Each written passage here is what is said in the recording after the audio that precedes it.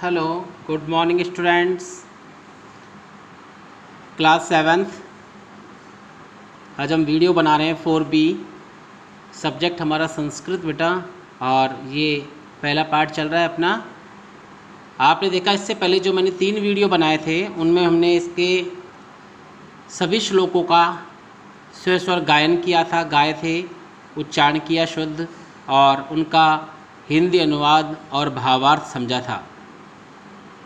और वो हमने लिखित रूप में भी कार्य किया है, क्लास वर्क में भी किया था हमने, और होमवर्क में भी किया था।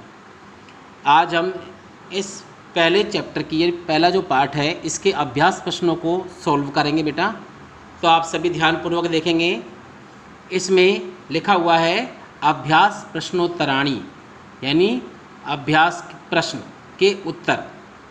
तो यहाँ पर अभ्यास प्रश्न हम सॉल्व करते हैं। पहला क्वेश्चन है इसमें कि सर्वान श्लोकान से स्वरम गायत, यानी कि सभी श्लोकों को स्वर सहित गाओ। तो यहाँ पर देखें बेटा आप सभी ध्यानपूर्वक कि सभी श्लोकों को हमें यहाँ स्वर सहित गाने के लिए कहा जा रहा है। तो ये कार्य हम पहले कर चुके हैं, इसको लिखित रूप नहीं करना, सिर्फ उन श्लोकों का शुद्ध उच्चारण करना है। इसलिए अगले क्वेश्चन पे आ जाइए। अब सेकंड क्वेश्चन जो है, यथा योग्यम श्लोक अंशान मेलयत। यहाँ पर कवि क्या कह रहा है कि यथा योग्यम, उचित योग्य अनुसार, श्लोक अंशान, श्लोकों के अंश को मेलयत, मिलाओ। यानी श्लोकों के जो अंश हैं, जो हमने श्लोक पढ़े थे संस्कृत में, उनके अंश यहाँ दिए, भाग, उनको 2 भागों में विभाजित किया है, तो उन्हें आपस में मिलाना है।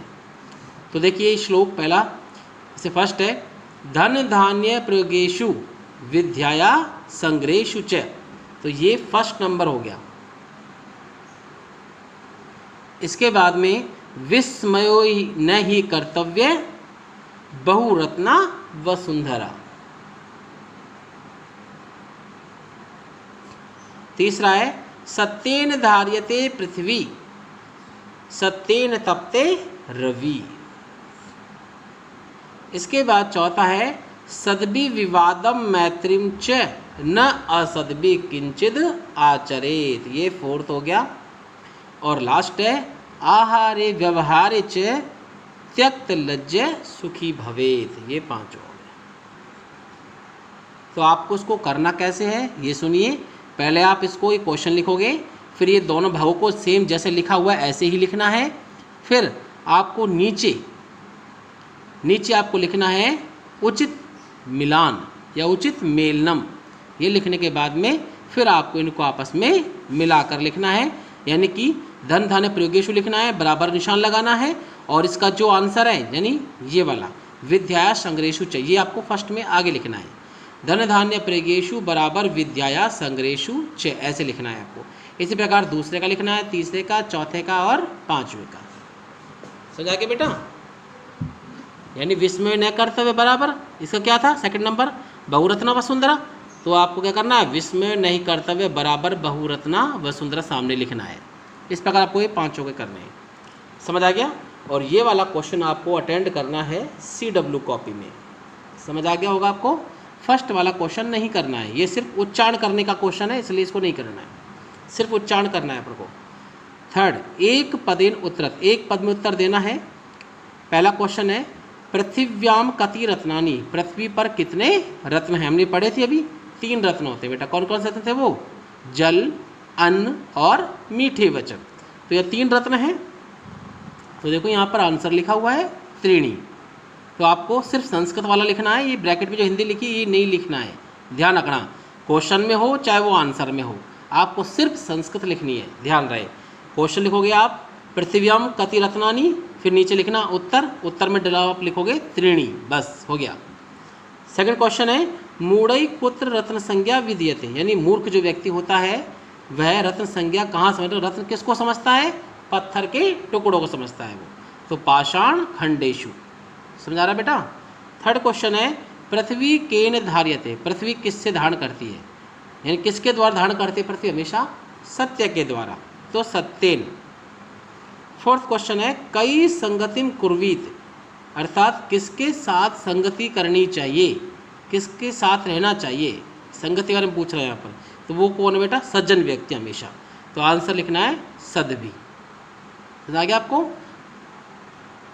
आप इसको दूसरे प्रकार से भी लिख सकते हो, इसके स्थान पर एक और है तरीका आपको लिखने का, तो वो आप इसको ऐसे भी लिख सकते हो, सद द को हलंत करना है और भी पर छोटी मात्रा लगाते हुए और विसर्ग लगा सकते हो। ये भी एक तरीका है इसका आंसर लिखने का। तो आप चाहे तो आंसर ऐसे भी लिख सकते हो, ये भी लिख सकते हो, और अगर आपको और भी सरल लिखना है आसानी से तो आप इसको लिख सकते हो। ठीक है बेटा, ये द आधा है और भय में छोटी मात्रा है। चौथा है लोके वशीकृति का, संसार में वश में करने के लिए क्या चीज़ है या किसके द्वारा संसार में वश में किया जा सकता है? तो बेटा वो क्या चीज़ है? मैंने बताया था आपको, क्षमा। क्षमा ही एक ऐसा हथियार है जिसके द्वारा हम सभी को अपने वश में कर सकते हैं। तो ये क्वेश्चन कंप्लीट हो गया। ये आपको करना है HW वाली कॉपी में करना है बेटा। समझ आ गया आपको? इसके बाद हम क्वेश्चन नंबर 4 की ओर चलते हैं। इसमें क्या लिखा है कि रेखांकित पदानि अधिकृत्य प्रश्न निर्माणम कुरुते, यानी रेखांकित पद के आधार पर प्रश्न निर्माण करो। रेखांकित पद देखो ये दिया हुआ है, अंडरलाइन को रेखांकित कहते हैं। सत्येन वाति वायु, सत्य के द्वारा हवा चलती है या बहती है। तो हवा किसके द्वारा बहती है? किसके द्वारा से या द्वारा, तृतीय व्यक्ति आ रही है ना, तो सत्येन के स्थान पे क्या जाएगा बेटा? केन। लेकिन आपको ध्यान रखना, यहाँ पर तो लिखा है उत्तर, लेकिन आपको क्या करना है? उत्तर ना लिखकर क्या लिखना है आपको? प्रश्न लिखना है। समझ आ गया आपको बेटा? अब क्या करना है? पहले कै नंबर डालना है, कै लिखकर सत्येन वाति वायु ये लिखना है। फिर नीचे आप लिखते हो ना उत्तर, ना उत्तर नहीं लिखना, आपको लिखना क्या है? प्रश्न। क्यों? क्योंकि ये कह रहा है प्रश्न निर्माण करो, तो प्रश्न निर्माण करने के लिए प्रश्न लिखना पड़ेगा ना। तो हमें यहाँ पर देखो केन वाति वायु, और देखो लास्ट में क्वेश्चन मार्क भी आ रहा है, तो प्रश्न के अंदर ही होता है ना क्वेश्चन मार्क। समझ आ गया बेटा आपको? ये ध्यान रखना। दूसरा है सदबी एव आसीत, सदबी अंडरलाइन है, इसको हटाना है। सदबी कई, तो कई सा आसीत ये आपको लिखना है। थर्ड है वसुंधरा बहुरत्ना भवती, वसुंधरा यानी कौन, धरती, धरती यानी कौन, तो ये स्त्रीलिंग है इसलिए क्या आ गया? का।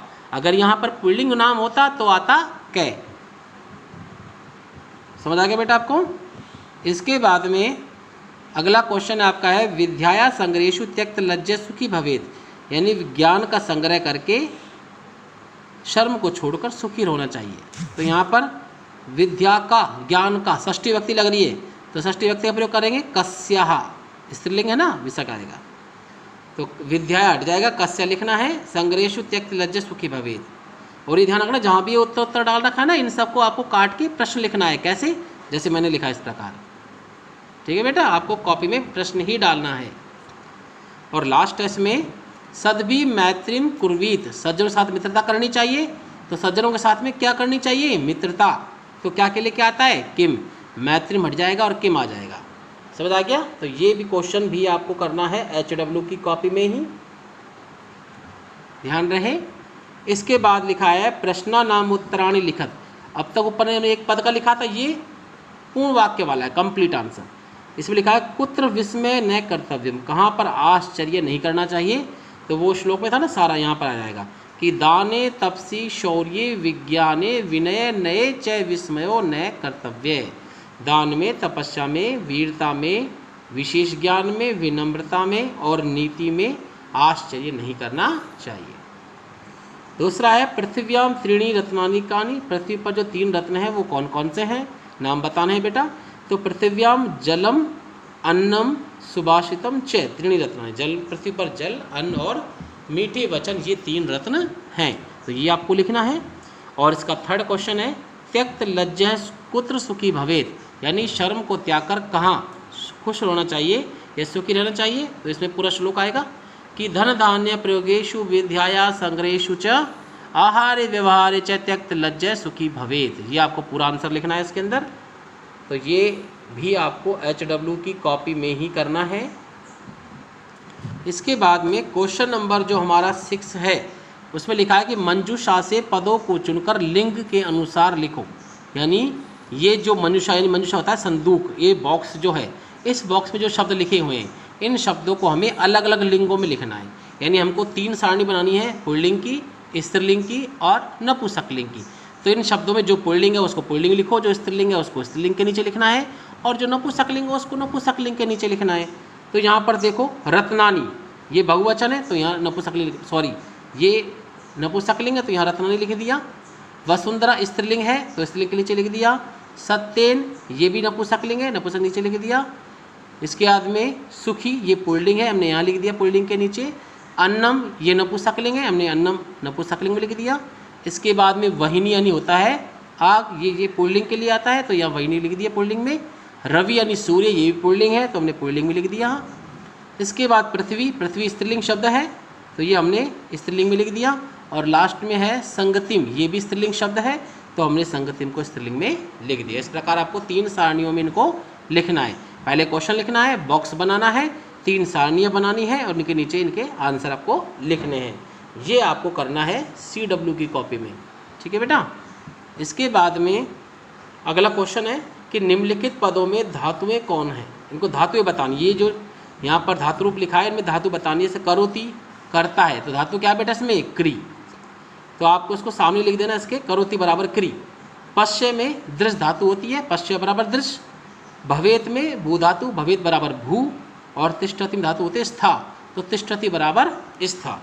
तो ये भी आपको CW की कॉपी में ही करना है।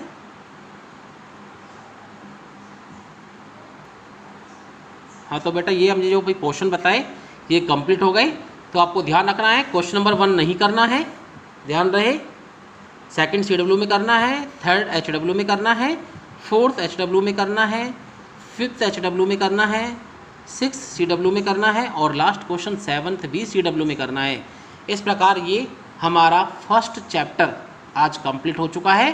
तो आपको घर पर ये वर्क जरूर करना है और इन सभी को आपको याद भी करना है। इस बात का विशेष ध्यान रखें क्योंकि जब टेस्ट होगा तो उसमें से भी क्वेश्चन आपको दिए जाएंगे, हिंदी अर्थ भी दिया जाएगा।